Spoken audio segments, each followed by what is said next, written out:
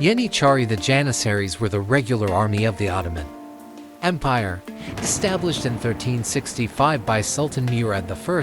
They were an important part of the Turkish forces and served as the Ottoman Sultan's personal bodyguard and infantry. Yeniceri is a Turkish word meaning new army. Yeni means new and Chari means army. Sultan Murad I initially included in this army those young people from the conquered areas who had accepted Islam and were directly related to the Sultan. They were given strict training.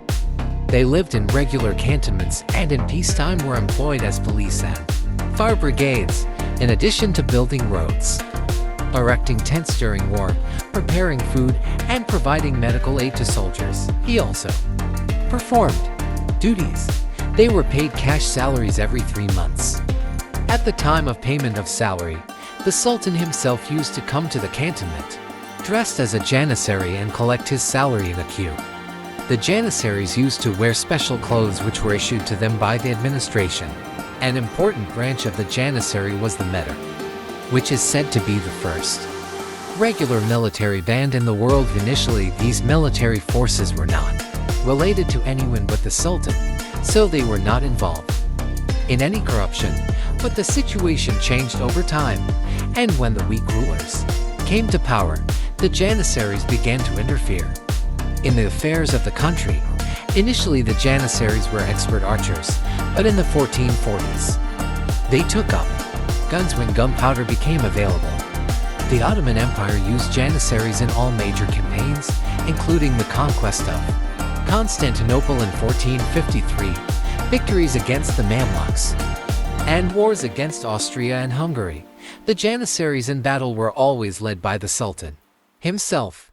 In the year 1683, after the abolition of the condition of being a slave of the janissaries, the honor of the janissaries increased, and every Muslim Turkish family wanted their son to join the janissaries.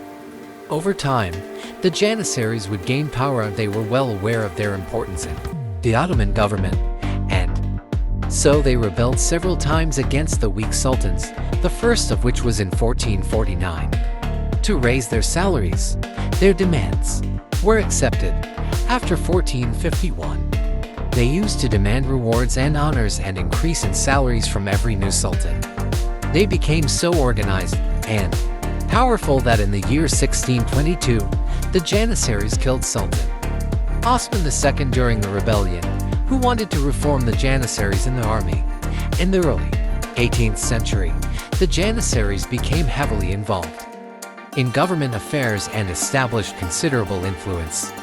For the sake of their own interests, the janissaries opposed the measures to modernize the military organization, but through their palace conspiracies, they also started removing the sultans from the throne for their own interests. After the failure of the Second Siege of Vienna in 1683, the janissaries began to oppose any attempt to modernize the military organization until in 1807 they deposed Sultan Selim al-Tahili, who wanted to organize the army on European lines.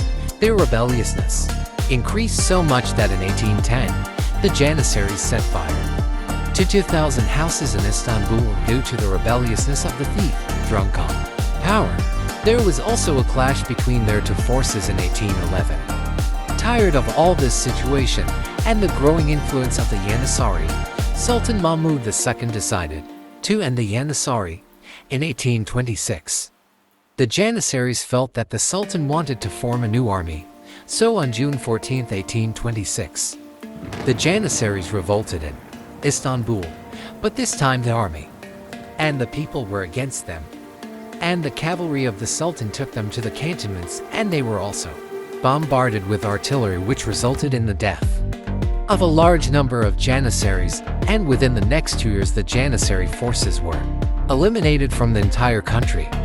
The end of the Janissary is called Vakahari in Turkish.